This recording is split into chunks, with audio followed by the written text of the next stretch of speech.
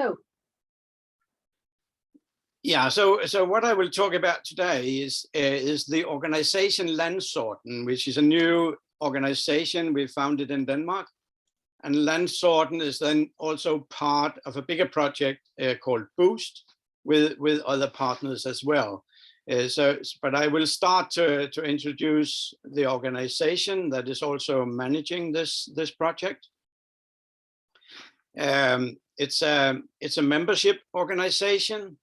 And that started last year. The idea is that Landsorten will have some varieties, and if you are a member of Landsorten, then you can access these varieties.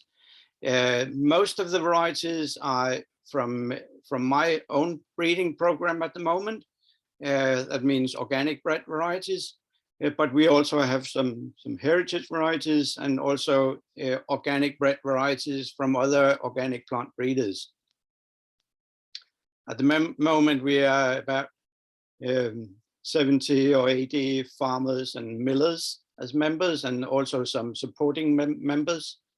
And most of them are from Denmark, but we also have members in Belgium and the UK and other countries, also some in Scandinavia. The idea is the problem previously is that I had a lot of varieties, but it was illegal to market them, and it was also economically not very attractive because there's no royalty, and because it's very expensive to market new varieties. They need to be approved according to DUS, and they need to be uniform and all this in the conventional seeds scheme, which is very expensive, something like 50 or 100,000 Danish kroner for each variety, which really narrows the diversity of varieties. But in the new organic regulation from EU, there is the opportunity to market and certified seed as heterogeneous material, which means not a variety, but a mixture or a population of grain, and this marketing of heterogeneous material will then be very cheap or even free of charge. So this it will be, first of all, legal, but the main thing is that it is cheap, because even if it was legal, we could not afford to have them registered. But in this way, it's actually possible to market seed in a very cheap way. We have also the opportunity to market seed as conservation variety that you're also familiar with in other countries. But we also have the possibility to market seed as research material, because in the seed regulation, it is legal to market seed for research. And research is not restricted to universities. Farmers can do research as well, and so can millers. So what we have done so far, I'm sorry, I don't have corona anymore, but I still have some coughing.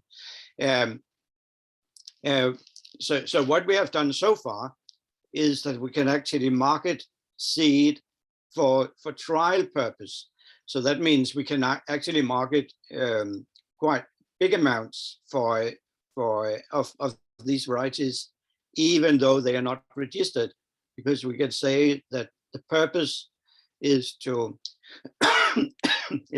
try, so that the millers or the farmer can try these new varieties. Then it's a trial, and then it's not restricted by the seed regulation.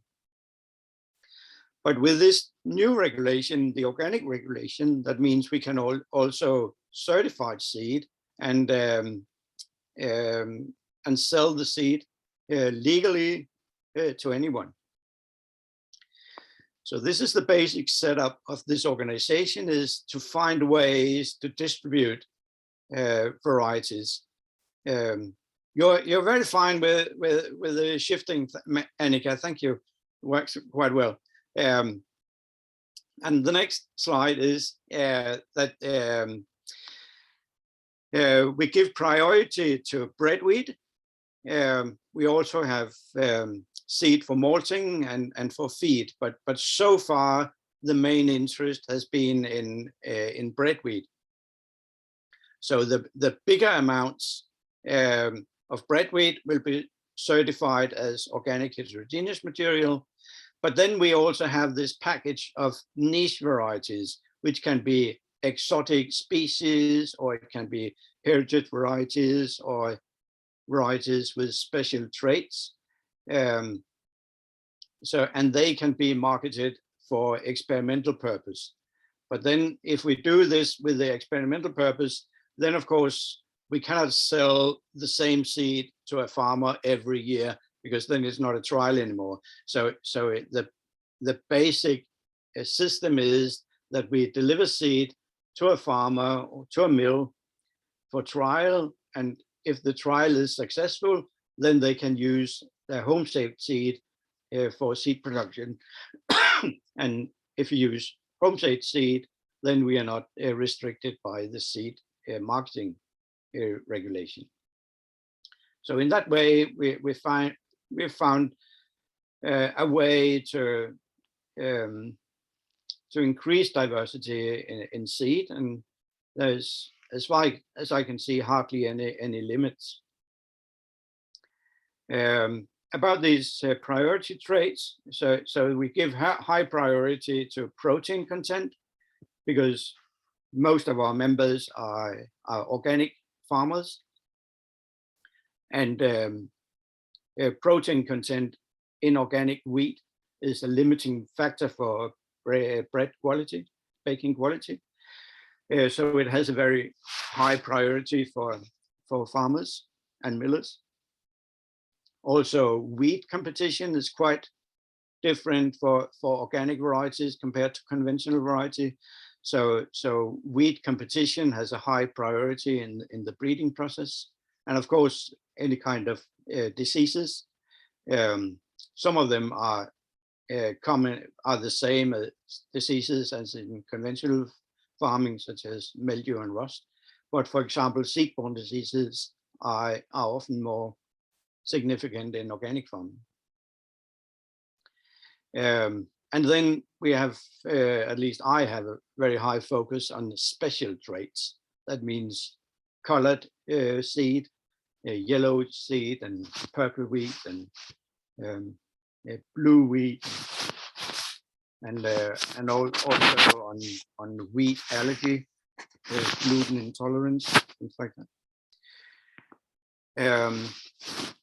The reason that protein content in organic wheat is such a problem is that there's a close correlation between yield and protein content. It's practically the same thing. So if you have a high yield, you have a low protein content. And if you want a high protein content, then it will be on the expense of yield. And in order to certify a new or approve a new variety, that means have it on the seed catalog, you need to meet certain yield requirements, which is a relative yield of 100 compared to the standard varieties.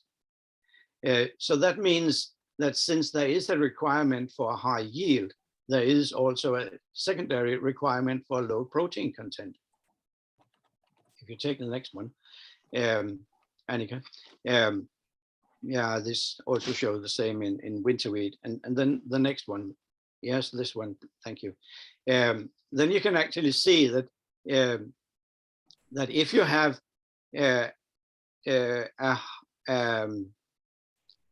if you meet the VCU requirement, then none of the varieties on the variety list can have a protein content that is high enough for baking.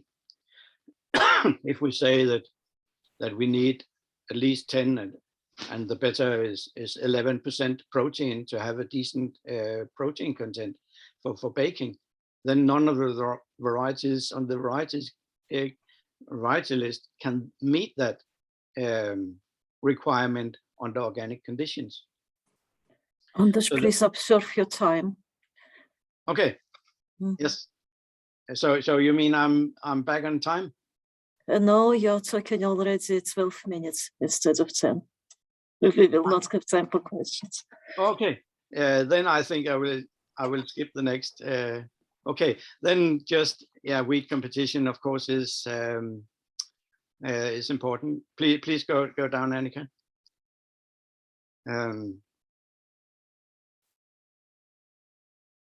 Further down. Further down.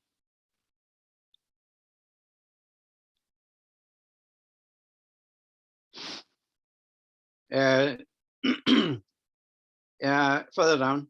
will go to the one more.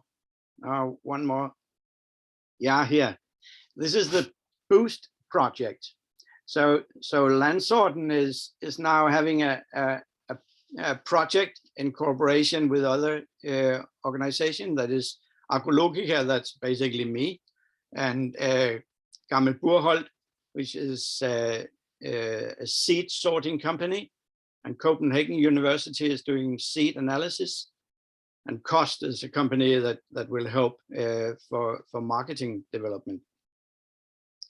And the role of the different organizations is that Landsorten will make this seed system that I just described, and Gammel Burhold, they do seed cleaning.